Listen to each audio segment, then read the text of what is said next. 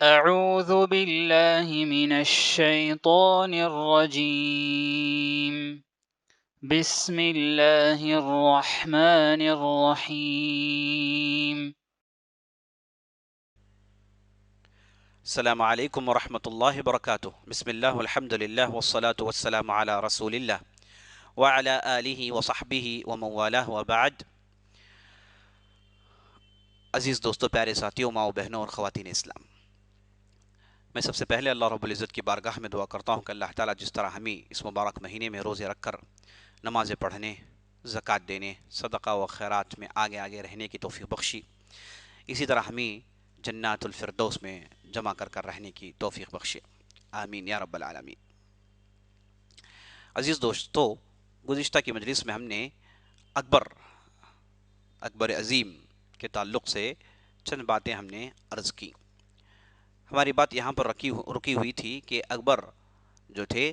گدی میں بیٹھنے کے بعد شروع کے 15 سال ان کے بہت ہی بہترین انداز سے گزرے، اور اس کے بعد ان کے اندر مذہبی بگاڑ پیدا ہوئی، ایڈمنسٹریشن کے حساب سے، انتظامیہ کے حساب سے،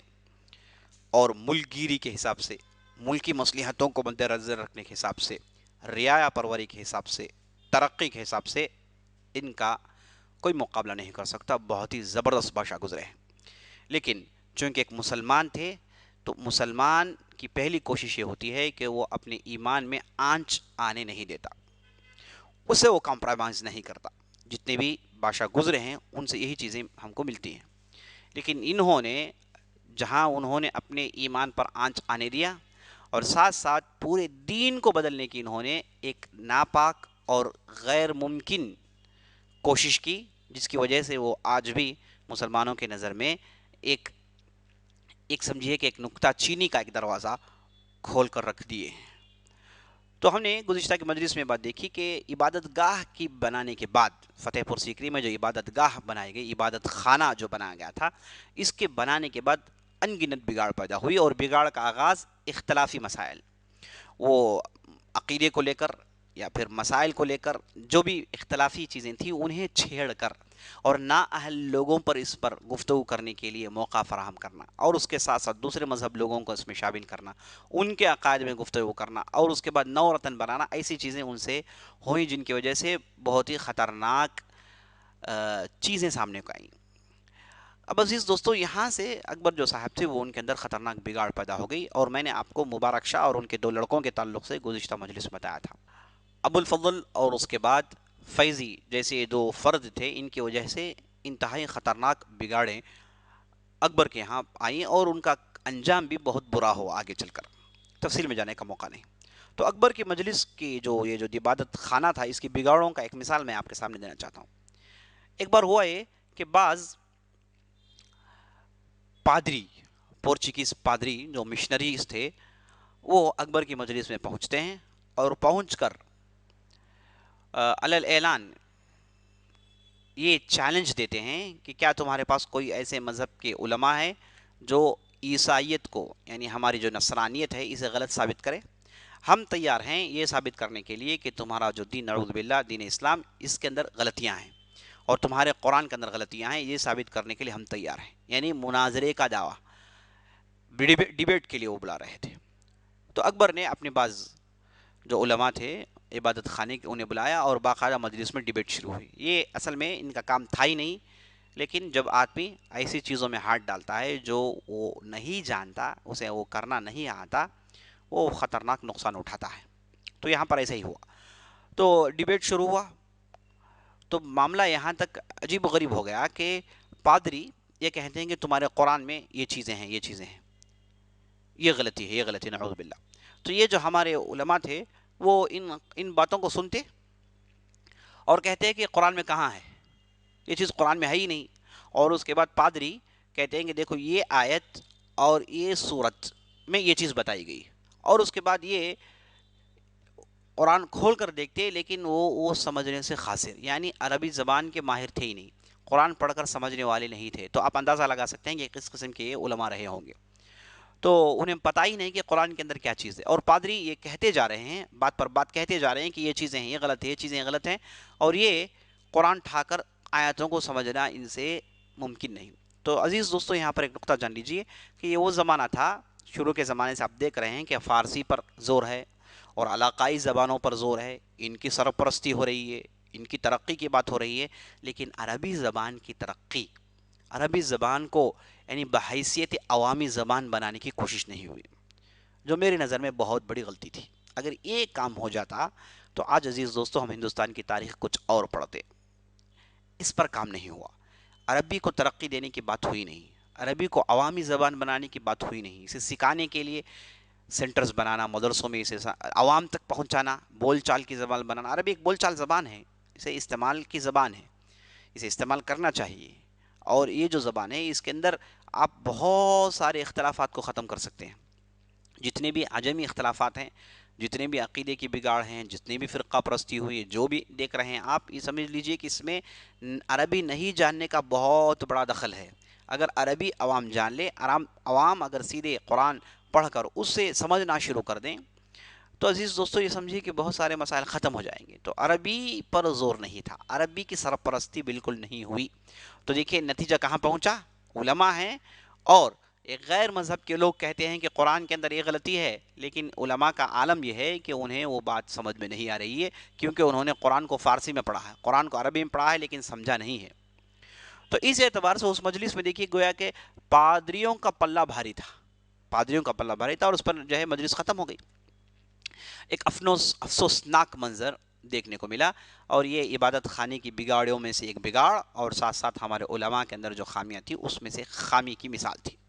اچھا، یہاں پر اکبر صاحب ختم نہیں ہوئے، وہ آگے چل کے آئین اکبری نامی ایک کتاب کی جو ہے ترتیب کے لیے کام کرتے ہیں، اور اس کے بعد یہ جو اکبر صاحب تھے، ان کے اندر جو اچانک جو افکار میں تبدیلی پیدا ہوئی، اس میں یہ کہ یہ ان کا جو زمانہ تھا یہ ہجری کے حساب سے 1000 سال ہو گئے تھے، تو نئی صدی شروع ہونے والی تھی، تو کسی نے ان کے ذہن میں بات ڈال دی کہ نئی صدی جب شروع ہوئی تو یہاں پر ایک دوسرا دین آنا چاہیے، کیونکہ ایک صدی کے لیے یعنی 1000 سال، ایک صدی نہیں 1000 سال، 1000 سال کے لیے 1000 سال، 1000 ہجری ختم ہو کر نئی ہجری شروع ہو رہی تھی، نیا 1000 سال شروع ہو رہا تھا، تو وہاں پر یہ ان کی حکومت چل رہی تھی ہجری کے حساب سے، تو کسی نے ان کے ذہن میں بات ڈال دی کہ جو 1000 سال کے لیے محمد رسول اللہ صلی اللہ علیہ وسلم کا دین ہے، گویا کہ دین کے لیے ویلیڈیٹی پیریڈ لگا رہے ہیں، تو ان کی ویلیڈیٹی پیریڈ ختم ہو گئی، تو اب ایک نیا 1000 سال شروع ہو رہا ہے، اس میں ایک نئی دین کی ضرورت ہے، کسی نے یہ بات ذہن میں ڈال دی۔ اب یہ بات اتنی ان کے دل میں اتر گئی، اور شیطان ہو سکتا ہے کہ انہیں ورغلایا ہو، تو یہ نئے دین کی گفتگو کرنا شروع کر دیتے ہیں، اور بعض لوگوں نے یہاں تک کہا کہ انہوں نے اپنے آپ کو نبی بھی کہہ دیا، اور بعض لوگوں نے یہاں تک کہا کہ انہوں نے اپنے آپ کو خدا بھی کہہ دیا۔ اگر اس بات کو ہم زیادہ تحقیق کریں گے تو دونوں رائیں ہم کو نظر آتی ہیں، بعض کہتے ہیں کہ نہیں، بعض کہتے ہیں کہ انہوں نے کہا، تو ہم اسے سمجھیے کہ یہ کہتے ہیں کہ انہوں نے نہیں کہا، انہوں نے نبوت کا دعویٰ نہیں کیا، اور نہ انہوں نے الہ ہونے کا دعویٰ کیا، ٹھیک ہے، دعویٰ تو نہیں کیا، لیکن نئی دین کی بات، نئے احکامات کی بات، بہت سارے حرام کردہ چیزوں کو حلال کرنے کی بات، جیسے شراب کو حلال کرنے کی بات، اور ہندو عورتوں سے شادی کرنے کی بات، 4 سے زیادہ شادی کرنے کی بات، یہ جو باتیں تھیں جو شریعت میں اجازت نہیں تھی، ان کے اندر تبدیلیاں لا کر وہ اس کتاب میں درج کرنے کی کوشش ہوئی، اور یہاں پر ایک دین الہی کے نام سے ایک نیا دین فروغ دینے کی کوشش تو تھی، اس میں کوئی شک نہیں، اس میں کوئی شک نہیں۔ آگے چل کے اس کے اندر بہت ساری تبدیلیاں آئیں، شروع میں یہ نئی دین کی بات تھی، اسے ایک نیا دین ترتیب دیا جائے، نئے احکامات لائے جائے، یہ بات چل رہی تھی، اس کے بعد اسے ایک سلسلے میں تبدیل کیا گیا، اسے سلسلے شاہی کہا گیا، سلسلے اکبریہ کہا گیا، اور ان کے مریدوں کو مریدان شاہی کا نام دیا گیا، یعنی اکبر نے گویا کہ سلسلے کے یہ شیخ ہیں، پیر ہیں، اور ان کے مرید ہیں، اس سلسلے کی بھی یہاں پر کوشش ہوئی، جو کہ وہ بھی ناکام ہوئی۔ تو دیکھیے کتنے سارے بگاڑ، کہاں سے بات شروع ہوئی، نفس پرستش سے، مفاد پرستی سے بات شروع ہوئی، یہاں تک بات پہنچ گئی کہ یہ دین ہی کو بدلنے کی بات یہاں پر ہو رہی ہے۔ عزیز دوستو، اس لیے چاہیے کہ ان کی زندگی میں ہمارے لیے عبرت ہے۔ پہلی عبرت یہ ہے کہ جو لوگ دین نہیں پڑھے ہیں، دین نہیں سیکھے ہیں، تو انہیں دین میں گفتگو کرنا، دین دوسروں تک پہنچانے کی کوشش کرنی چاہیے، لیکن جو بات ٹھوس علمی ہے، جس کے لیے صرف علماء ہونے چاہیے، وہاں پر اپنی زبان بند کر کے یہ مجال، یہ میدان علماء کا ہے کہہ کے علماء کے ہاتھ میں یہ میدان کو سونپ دیں گے تو معاملہ ٹھیک رہے گا۔ جب آدمی دین کے ہر معاملے میں گفتگو کرنا شروع کر دے، علم ہو کہ یا نہ ہو، اپنے ذہن کے گھوڑے دوڑائیں، تو عزیز دوستو خطرناک بگاڑے پیدا ہوتے ہیں، جو آج ہمارے معاشرے میں ہم بہت زیادہ دیکھتے ہیں۔ ہم نے کتنے ایسے لوگوں کو دیکھا ہے جنہیں معاشرے میں بہت بڑا مرتبہ ہے، کئی اداروں کے وہ ذمہ دار ہیں، اور ان کے پیچھے ایک بڑی امت ہے، لیکن انہوں نے دنیا پڑھا ہے، وہ دنیاوی حساب سے ایڈوکیٹ ہیں، دنیاوی حساب سے اکاؤنٹنٹ ہیں، دنیاوی حساب سے وہ تاجر ہیں، دنیاوی حساب سے ہیں، لیکن دین کا کوئی انہوں نے باقاعدہ علم حاصل نہیں کیا، لیکن یہ شہرت کی وجہ سے، عوام کی واہ واہ سننے کی وجہ سے وہ دین میں گفتگو کرنا شروع کر دیتے ہیں بغیر علم کے۔ اور کتنے ایسے لوگوں کو ہم نے دیکھا ہے کہ وہ دین کے نازک معاملوں کو مذاق سے اڑا دیتے ہیں، اور دین کے اکثر معاملوں کو مذاق لیتے ہیں، کیونکہ وہ جو سمجھتے ہیں اس کے حساب سے لوگوں کے پاس اس چیز کو پیش کرنا چاہتے ہیں، جبکہ ان کی سوچ غلط۔ کتنے ایسے لوگوں کو ہم نے دیکھا ہے۔ تو جب آدمی کے پاس جب دنیاوی سٹیٹس مل جاتا ہے تو وہ فوراً دین میں دخل اندازی کرنا شروع کر دیتا ہے۔ یہ عجیب و غریب معاملہ ہے۔ اگر آدمی دنیاوی سٹیٹس کے حساب سے یہ چیز کو باقی رکھے کہ بھائی میں دنیاوی سٹیٹس رکھتا ہوں، ٹھیک ہے، لیکن دین تو میں نے پڑھا نہیں، دین تو میں نے سیکھا نہیں، مجھے جو بات ہے دین کی باتیں معلوم ہے، میں سناتا ہوں، لیکن جو باتیں جن کے لیے دین کا ٹھوس علم چاہیے وہ میں نے سیکھا نہیں، تو وہاں پر وہ اپنی زبان بند کر لے تو کتنے مسائل ختم ہو سکتے ہیں، کتنی پریشانیاں ختم ہو سکتی ہیں، کتنی یکسانیت ہم پیدا کر سکتے ہیں۔ افسوس کی یہ چیزیں ہم کو دیکھنے کو نہیں مل رہی، اور اس کا مطلب یہ نہیں کہ بعض لوگ کہتے ہیں کہ کیا تو پھر ہم گفتگو نہیں کریں گے، صرف علماء ہی گفتگو کریں گے؟ کیا وہ دین کا ٹھیکہ لے کر رکھے ہیں؟ کیا وہ اجارہ داری ہے دین پر؟ ایسی بات نہیں، آپ بھی عالم بن سکتے ہیں، اگر آپ نے باقاعدہ علم حاصل کیا آپ بھی عالم بن سکتے ہیں۔ یہ کوئی رشی منیوں کی طرح نہیں ہے کہ صرف برہمنی دین گفتگو کریں گے، برہمنی ان باتوں کو بتائیں گے، کوئی دوسرا بتا نہیں سکتا، ویسا تو ہمارے دین میں ہے نہیں۔ ہمارے دین میں چاہے آپ کسی مذہب ہو، کسی رنگ اور کسی زبان سے آپ کا تعلق ہو، اگر آپ نے باقاعدہ علم حاصل کیا تو آپ کا بڑا مرتبہ ہے، تو آپ کو مرتبہ جو ملتا ہے وہ علم کی وجہ سے ملتا ہے۔ کتنی ایسی مثالیں ہماری تاریخ میں، ان گنت مثالیں ہیں، کتنے غلام ہیں جو بہت بڑے علماء بنے جن کے پاس بادشاہ علم حاصل کرتے تھے۔ تو بہت بڑا جو ہے معاملہ ہے، اور بہت بڑی ہماری تاریخ ہے۔ تو عزیز دوستو یہ چیزیں جو ہے اکبر کی زندگی سے ہم کو سیکھنا چاہیے کہ دیکھیں وہ چیز خاص طور پر دینی معاملات میں آپ دخل اندازی نہ کریں اگر آپ کو اس کے بارے میں کوئی بیک گراؤنڈ نہیں جانتے، اور ساتھ ساتھ اچھے علماء کو ساتھ رکھیں۔ دوسری نصیحت یہ، کیا اکبر سے جو غلطی ہوئی، اکبر بادشاہ سے جو غلطی ہوئی وہ یہ کہ انہوں نے اپنی عبادت خانے کو ملغوبہ بنا لیا، ہر آدمی جس نے علم کا دعویٰ کیا اسے انہوں نے داخل کر دیا، اور اس کے بعد خطرناک پیچیدگیاں، دین کے معاملے میں اختلافات کو اور پیچیدہ بنا کر دین ہی کو مشکوک کرنے کا کام ہوا تھا۔ تو اس میں ایسے علماء ہیں جنہیں علماء سو کہتے ہیں۔ آپ یاد رکھیے بغرا خان کی نصیحت اس کے لڑکے کے لیے، کی قبات کے لیے میں نے بتایا تھا، تو اس میں جو نصیحت تھی بہت زبردست نصیحت تھی، اس نے کہا کہ علماء خیر کو ساتھ رکھنا، علماء سور کو دور کرنا۔ دو قسم کے علماء، علماء سو جو دین کو بیچتے ہیں پیسوں سے، یہ کتنے ہیں؟ بہت زیادہ ہیں، اور اسی طریقے سے علماء خیر، اچھے علماء جو دین کے لیے سب کچھ چھوڑ سکتے ہیں لیکن دین نہیں چھوڑ سکتے۔ ان کی مثال آپ کے سامنے ہے، قاضی مغیث کے تعلق سے ہم نے سنا، علاؤ الدین خلجی سے ان کی جو گفتگو ہوئی، کیسے زبردست لوگ تھے جنہوں نے اپنے جو ہے جان پر کھیل کر دین کی حفاظت کی۔ تو ایسے لوگ علماء ہیں موجود۔ ہر عالم کا علماء سو کہنا بہت بڑی غلطی جو اکبر نے کی، پورے علماء سے وہ دل برداشتہ ہو گئے، یہ اختلافات سمجھ میں نہیں آئے، کیسے سمجھ میں آئیں گے، وہ ان کا میدان تھا ہی نہیں، بہرحال انہوں نے ہاتھ ڈالا اور اس کے بعد ایسے پیچیدگیاں میں پھنسے کہ پھر باہر نکلنا ان کے لیے ممکن نہیں تھا۔ تو علماء خیر، مخلص علماء جو اخلاص کے ساتھ آپ کی نصیحت کریں، آپ کی دولت کو دیکھ کر، آپ کی شان کو دیکھ کر، آپ کی تعریف کرتے ہوئے جو آپ کے جو ہے فتوے آپ کے لیے پیش کرتے ہیں، ایسے علماء سے آدمی دور رہے۔ اخلاص جن کے پاس ہے، خلوص نیت کے ساتھ جو رائے و مشورہ دیتے ہیں، ان کو آپ جو ہے جو ذمہ دار ہیں وہ قریب رکھنا چاہیے۔ یہ اکبر کی زندگی سے یہ دوسری نصیحت ہم کو ملتی ہے۔ اور تیسری نصیحت یہ کہ ہر آدمی اپنے مرتبے کے حساب سے کام کرے۔ اکبر صاحب کوئی عالم تو نہیں تھے، کوئی بہت بڑے زاہد نہیں تھے، نہ ان کی کوئی بہت بڑی زہد کی شہرت تھی، لیکن یہ پیر بن بیٹھے، سلسلے کا انہوں نے آغاز کر لیا۔ تو عزیز دوستو یہ ان کا میدان نہیں تھا جس میں انہوں نے کھیلنے کی کوشش کی۔ تو یہ بہت ساری خامیاں تھیں، لیکن مختصر یہ خامیوں میں وہ پڑے رہے، لیکن ساتھ ساتھ حکومت کی ترقی کی باتیں ہوتی رہیں، دونوں کو انہوں نے سائملٹینیسلی آگے بڑھانے کی کوشش کی۔ آخرکار یہ 1604 میں ان کی وفات ہو جاتی ہے۔ مرنے سے 3 سال پہلے ان کے جو خاص لوگ تھے جنہوں نے بگاڑا تھا، وہ انہیں خود ان کی ایما پر قتل کر دیا جاتا ہے، اور اس کے بعد یہ 3 سال واپس آ کر پہنچ کر ان کی وفات ہو جاتی ہے آگرہ میں غالباً۔ تو یہ جو ان کی وفات تھی، یہ ان کے وفات کے بعد ان کے لڑکے جن کا نام سلیم تھا، انہیں لوگوں نے بادشاہ بنا لیا، جنہیں جہانگیر کا نام دے کر، لقب دے کر انہیں بادشاہ بنا لیا گیا تھا۔ یہاں پر یہ جو تذکرہ جہانگیری، جہانگیر خود لکھے ہیں، یہ جو ان کے لڑکے ہیں انہوں نے خود ایک کتاب لکھی، اس کتاب میں اپنے والد کے تعلق سے وہ بہت ساری اچھی باتیں لکھتے ہیں۔ پہلی باتیں لکھتے ہیں کہ والد صاحب جب آخری زمانے کو پہنچے، مرنے سے 3 سال پہلے، ان کے اندر بہت ساری تبدیلیاں دیکھنے کو ملی۔ پہلی تبدیلی یہ کہ یہ پہلے جو بہکے باتیں کرتے تھے، ان تمام باتوں کو انہوں نے چھوڑ دیا، اور آخری زمانہ انہوں نے باقاعدہ سنت کی پیروی شروع کر لی، اور کھلم کھلا یہ کہتے تھے کہ میں دین محمدی پر چلنے والا ہوں۔ اور وہ صاف لکھتے ہیں جہانگیر کہ ان کی وفات ہوئی دین محمدی میں، یعنی سنت کی اتباع کرتے ہوئے صحیح اسلام پر تھے جب جا کے ان کی وفات ہوئی۔ تو ہم اس اعتبار سے ایک اچھی امید لگا سکتے ہیں کہ یہ مسلمان ہی وفات ہوئے ہیں۔ اور اس سے پہلے جو انہوں نے الحاد برپا کیا، جو ایتھزم برباد کیا، جو غلطیاں جب برپا کی، وہ اس سے پہلے تھا، آخری زمانے انہوں نے توبہ کر لیا تھا۔ یہی ان کے لڑکے کی کتاب سے ہم کو یہ بات معلوم ہوتی ہے۔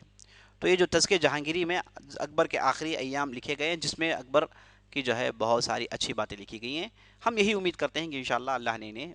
وہی حالت میں وفات دی ہو۔ یہاں پر ان کی وفات ہو جاتی ہے، اور جیسی وفات ہوئی تو عمرا جو تھے ان کے مجلس کے، عمرا نے جہانگیر کو ایک شرط پر بادشاہت دیتے ہیں۔ پہلا شرط یہ تھا کہ تم دین محمدی، سنت محمدی صلی اللہ علیہ وسلم پر چلو گے، یہ جو ہمارا اسلام ہے اس کی تباہ کرو گے۔ آپ کی جو والد کی بات تھی وہ گزر گئی، وہ بات سمجھیے کہ ایک برا خواب تھا جسے ہم نے دیکھا اور اس کے بعد وہ ختم ہو گیا۔ اب آپ کو دین محمدی پر عمل کرنا ہے، کیا آپ اس چیز کے لیے تیار ہیں؟ عمرا نے پوچھا، جو ان کی مجلس کے تھے، دربار کے تھے بادشاہ کے، وہاں پر یہ سوال ہوا۔ جب انہوں نے اقرار کیا تب جا کر ان کے ہاتھ میں لوگوں نے بیعت کر کے انہیں بادشاہ بنایا۔ تو جہانگیر جس چیز کا وعدہ کیا، اور وعدہ انہوں نے پورا کیا، جب تک ان کی حکومت رہی تب تک انہوں نے اس وعدے کو پورا کیا۔ یہ 1605 سے لے کر 1627 تک لگ بھگ 22 سال کی ان کی حکومت رہی۔ تو اس حکومت میں انہوں نے بہت ہی زبردست سنت کی پیروی کی، اور جتنا بھی الحاد ان کے والد کے زمانے میں پھیل گیا تھا، ان کے والد کے جو نئی باتیں تھیں، جو سلسلہ اکبری تھا، مریدان شاہی تھے، اور عبادت خانہ تھا، نو رتن تھا، یہ جتنی بھی باتیں تھیں سب کو انہوں نے منسوخ کر دیا، ہٹا دیا، غلط کہہ کے ہٹا دیا، اور ایسے لوگوں کو انہوں نے اپنی مجلس سے نکال دیا، اور اس کے بعد مجلس میں چنندہ لوگوں کو رکھا جو انہیں صحیح رائے مشورہ دیتے ہوں۔ اور جہانگیر نے بڑے فتوحات نہیں کیے، یعنی جو باؤنڈریز تھے اسی باؤنڈریز کو انہوں نے مینٹین کیا، بہت بڑی بات ہے نا، اسے مینٹین کرنا بہت بڑی بات ہے۔ بہت بڑے مرتبے کو پہنچنا آسان ہے، لیکن اس مرتبے کو پہنچ کر اسے باقی رکھنا بڑی بات ہے۔ تو جہانگیر نے یہاں پر 22 سال میں بہت ہی اچھے انداز سے باقی رکھا، اور اس کے بعد جو بھی ہے وہ بھی اسی چیز کو انہوں نے باقی رکھا، اس میں ذرا برابر بھی انہوں نے سر منہ فرق آنے نہیں دیا۔ تو جہانگیر کے زمانے میں جو پہلی چیز جو بتانے کی ہے وہ یہ ہے کہ انہوں نے عہد اکبری کے آثار کو ختم کر دیا۔ اکبر کے زمانے کے جو آثار تھے ان آثار کو انہوں نے بالکل ٹھپ کر دیا۔ سمجھی کہ والد صاحب کی جو بھی غلطیاں تھیں انہوں نے اسے بالکل چھپا دیا، اور اس کے بعد بہترین انداز سے انہوں نے حکومت کی ترقی کی۔ اچھا، جب ہم سمجھیے کہ جہانگیر اور اکبر کا دور کے حساب سے ان باتوں کو آپ نکال دیں گے، لگ بھگ ایک ہی دور نظر آتا ہے۔ جو علماء اکبر کے ساتھ تھے وہی علماء ان کے ساتھ تھے، تو اس اعتبار سے دونوں کا ایک ہی دور نظر آتا ہے۔ تو ہم جب اکبر کی زندگی کا مطالعہ کرتے ہیں اور ساتھ ساتھ جہانگیر کی زندگی کا مطالعہ کرتے ہیں، تو یہ زمانے میں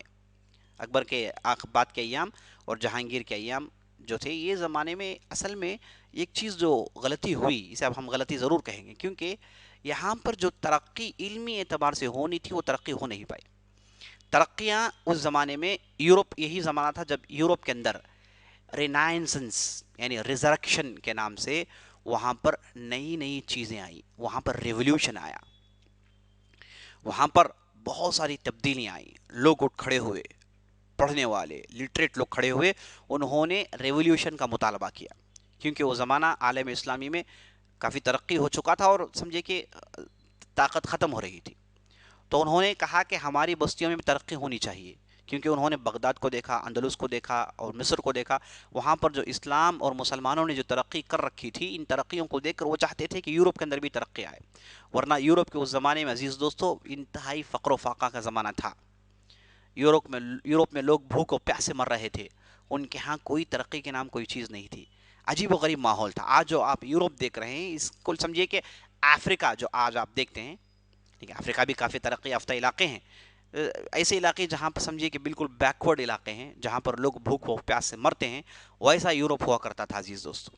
تو وہاں پر ریولیوشن کی بات ہوئی، وہاں پر ریٹیلیشن کی بات ہوئی، لوگ اٹھ کر کھڑے ہوئے، انقلاب کی بات ہوئی، تو اس کے بعد اور انہوں نے عالم اسلامی کو کاپی کیا،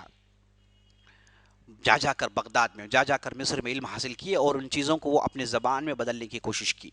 اور ایسے لوگ پیدا ہوئے جنہوں نے باقاعدہ اس پر اپنی زندگیوں کو فنا کیا۔ تو اس کے بعد یورپ کے اندر بہت ساری ترقی آئیں، اور وہاں سے سمجھیے کہ مشنز انہوں نے دریافت کیے، اور اس کے بعد بہت ساری چیزیں جو نئے نئے انوینشنز تھے، اس کا آغاز اسی زمانے میں ہوا۔ اب برعکس ہمارے عالم اسلامی میں ایک نقصان یہ دیکھنے کو ملا کہ ترقی کی بات نہیں ہوئی، علوم اسلامیہ پڑھے اور اس پہ علوم الاسلامیہ میں بھی جمود طاری ہو گیا تھا، اور اس کے بعد ترقی کی کوئی بات نہیں ہوئی، اکا دکا ترقی ہوئی، لیکن ترقیوں کو بادشاہوں نے ہاتھوں ہاتھ نہیں لیا، اسے انہوں نے سینچا نہیں، سنوارا نہیں۔ میں سارے عالمی اسلامی کی بات کرتا ہوں، ساتھ ساتھ اکبر اس زمانے میں مغلیہ سلطنت ایک بہت بڑی طاقت تھی، یہ کام ان لوگوں کو کرنا چاہیے تھا، یہاں پر باقاعدہ ریسرچ سینٹرز لگاتے، یہاں پر باقاعدہ ایک زبردست کام کرتے تاکہ یورپ کا مقابلہ ہو، لیکن انہوں نے نہیں کیا، اور یہ جو بگاڑیں تھیں اس کی وجہ سے اسی میں مصروف رہ گئے، لیکن ترقی کی بات نہیں ہوئی۔ اچھا، اس زمانے میں یورپ کے اندر چھاپا خانہ یعنی پرنٹنگ پریس کا آغاز ہوا، تو بعض پورچگیز نے گجرات کے اندر چھاپا خانہ شروع کیا، اور یہ ایک نمونہ، ایک ماڈل پیش کیا تھا اکبر کے پاس کہ ایسے چھاپے خانے بنا سکتے ہیں اور ترقی ہو سکتی ہے، علم کی خاص طور پر ترقی ہو سکتی ہے، کتابیں چھاپی جا سکتی ہیں، لیکن اکبر نے اسے مانا نہیں، وہ دوسرے معاملات میں مصروف تھے تو چھوڑ دیا۔ تو اس طریقے سے کئی چیزیں ایجاد کرنے کی تھیں، ترقی کرنے کی تھیں، لیکن کر نہیں پائے۔ علم کی باقاعدہ ترقی، سائنس کی باقاعدہ ترقی، لیبارٹریز بناتے، ریسرچ سینٹر بناتے، جو اس زمانے میں یورپ میں ہو رہے تھے، اس زمانے ان چیزوں کو یہاں پر بھی لاتے، اور یہاں پر بھی اس کے زبردست علماء تھے، رست خانے، کیسے کیسے علماء ادھر تھے، لیکن کسی کی بھی کوشش کو سراہا نہیں گیا ہے، سینچا نہیں گیا۔ یاد رکھ لیجیے، کوئی بھی چیز اگر وہ حکومتی سطح پر اس کی طرفداری نہ ہو تو وہ چیز ترقی نہیں کر سکتی۔ تو اس میں اکبر اور جہانگیر کا زمانہ، میں اس لیے یہاں پر ان کو دوشی ٹھہراتا ہوں کیونکہ اس زمانے میں ان کی بہت بڑی سلطنت تھی، یہ کام انہی لوگوں کو کرنا چاہیے تھا، کسی دوسروں پر یہ تہمت ہم نہیں لگا سکتے، کسی دوسرے پر یہ بوجھ نہیں ڈال سکتے، کیونکہ ان کے پاس سب کچھ مہیا تھا، دولت کی فراوانی تھی، رعایا پرور تھے، امن و سکون تھا، چین تھا، علماء کی بہت بڑی تعداد تھی، اور ایسے ہونہار لوگ بھی تھے، لیکن ان لوگوں نے کام نہیں کیا، لیکن یورپ کے اندر ایک کام ہو گیا تھا، اس وجہ سے آج ہم ایک دوسری تاریخ پڑھ رہے ہیں، آج ہم کوئی بھی انوینشن ہو تو یورپ کو دیکھتے ہیں، ترقی ہو تو یورپ کو دیکھتے ہیں، جبکہ ایک زمانے میں انہوں نے ہم سے سیکھا ہے، یہ تاریخ گواہ ہے، یورپ میں یونیورسٹیز بنے، آکسفورڈ یونیورسٹی جو بنی گئی وہ باقاعدہ مصر کے اندر یونیورسٹیز کو دیکھ کر بنایا گیا تھا، آکسفورڈ یونیورسٹی جو بنی پہلے وہ ان کے دین کی تعلیم کے لیے بنی تھی، اس کے بعد انہوں نے ترقی کی تو غیر دینی تعلیمات کو بھی اندر داخل کیا، تو آج آپ دیکھتے ہیں اس کا کیا مرتبہ ہے، یونیورسٹیز انہوں نے ہم کو دیکھ کر بنایا، کالجز انہوں نے ہم کو دیکھ کر بنایا، ہمارے پیٹرن پر انہوں نے کام کیا، لیکن آج افسوس کے ساتھ کہنا پڑ رہا ہے کہ ہم لوگ انہیں آنکھیں کھول کر اشش کر کے دیکھتے ہیں کہ یہ کیا کر لیا ان لوگوں نے، یہ چیزوں کو یہاں پر ہونا چاہیے تھا، لیکن یہاں پر ایک غلطی ہو گئی تھی، تاریخی غلطی ہو گئی تھی۔ دیکھیے، ایک انسان کی غلطی ہوتی ہے اور اس کے آثار ہوتے ہیں، لیکن ایک بادشاہ کی غلطی ہوتی ہے اور اس کے آثار ہوتے ہیں، تو بادشاہ کی جو غلطی ہے اجتماعی غلطی مانی جائے گی، اور اس کے آثار اور اس کا خمیازہ اجتماعی طور پر بھگتنا پڑتا ہے، تو یہ جو ترقی میں جو تنزل آیا، اس اعتبار سے سائنس اور دوسرے اعتبار سے اسی زمانے میں آیا تھا عزیز دوستو، ورنہ اس سے پہلے جتنے بھی سائنس کی ترقیاں ہیں، انوینشن سے ہمارے علماء نے کیا، میں نے البیرونی کے تعلق سے آپ کے سامنے تفصیلی گفتگو کی تھی، اس کے بعد کتنے سارے ایسے علماء ہیں جو عالم اسلامی میں آئے، انہوں نے کیا کچھ نہیں کیا، تو انہی سے ان لوگوں نے سیکھا، آپ میڈیسن لے لیجیے، آپ انجینئرنگ لے لیجیے، جو بھی اس کا آغاز یہی ہوا، لیکن انہوں نے ہاتھوں ہاتھ ادھر لیا، انہوں نے چالاکی سے کام لیا، دغاباز دغلا پالیسی اختیار کیا، بہرحال انہوں نے اپنے حساب سے اپنی ہوشیاری دکھائی، لیکن وہ چیز جو ہماری پیشکش تھی، ہم نے اسے کیوں ترقی نہیں کی، یہ ایک سوال یہاں پر بہت بڑا سوال ہے جس کا جواب ہم سب کو مل کر دینا ہے، اور اسے یہ بھی سیکھنا چاہیے کہ آئندہ یہ غلطی نہ ہو۔ تو عزیز دوستو، یہاں پر یہ جو دور، یہ دونوں دور کو میں ملا کر پڑھتا ہوں کیونکہ علماء اور جو ایڈمنسٹریشن سب کچھ لگ بھگ ایک ہی تھا۔ تو یہ جو دور تھا اس میں تصوف میں خطرناک بگاڑا گیا تھا، تصوف کے بھول بھلائیے بڑے خطرناک ہو گئے تھے۔ ہم نے آپ کو پہلے داتا گنج کی بات بتائی اور اس کے بعد نظام الدین کی جو بات بتائی تھی، ان کے جو شاگرد تھے انہوں نے فوائد الفوائد فواد جو کتاب لکھی، ملفوظات جو تھے اس میں بہت اچھی باتیں، بہترین تزکیۃ النفس کی باتیں، نفس کی پاکیزگی کی باتیں، دامن کی پاکیزگی کی باتیں، عمل کی باتیں، بہت اچھی اچھی باتیں تھیں۔ یہ تصوف کے عجیب و غریب کانسیپٹس، اصطلاحیں، جو عجیب و غریب باتیں جو آج ہم کو سننے کو ملتی ہیں، یہ اصل میں اس کا آغاز ہوا انہی کے دور میں، اکبر اور جہانگیر کے دور میں، اور تصوف غیر معمولی طور پر بگڑ گیا۔ تصوف میں وہ تزکیۃ النفس کی بات رہی نہیں، تصوف میں منطق اور دوسرے چیزیں داخل ہو کے تصوف بالکل بیکار ہو گیا، اور یہ زمانے میں جو ملفوظات لکھے گئے اس میں تزکیۃ النفس عمل پر ابھارنے والی باتیں نہیں ہیں، غیر ضروری باتیں، حقائق سے دور باتیں، لفاظی، اور اس کے بعد عجیب و غریب واقعات، خیالی واقعات، ایسی چیزیں زیادہ دیکھنے کو ملتی ہیں ان کے زمانے میں جو ملفوظات، تصوف کے جو ملفوظات لکھے گئے۔ تو ایک نقطہ میں بتانا ضروری سمجھتا تھا۔ اور جہانگیر کے زمانے میں جو بہت ہی زبردست بادشاہ گزرے، انصاف پسند، ایک مثال آپ کو دوں گا میں، اور ان کے زمانے میں دو زبردست علماء آئے تھے، دو زبردست عالم۔ ایک کا نام تھا مجدد الفسانی سرہندی، احمد سرہندی، یہ زبردست عالم تھے، یہ ان کے تعلق سے گفتگو کرنی چاہیے، لیکن یہ ہمارا جو سیریز اس کے لیے موقع نہیں دیتا،